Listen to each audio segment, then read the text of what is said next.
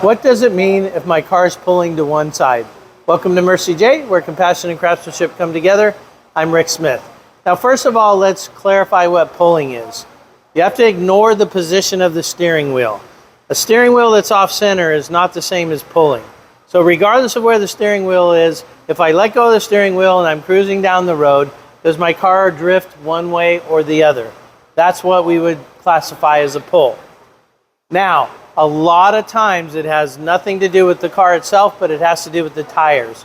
So one of the first things that we like to do to diagnose a pull is take the two front tires and switch them side to side. If the pull goes the opposite way, you know it's a tire issue.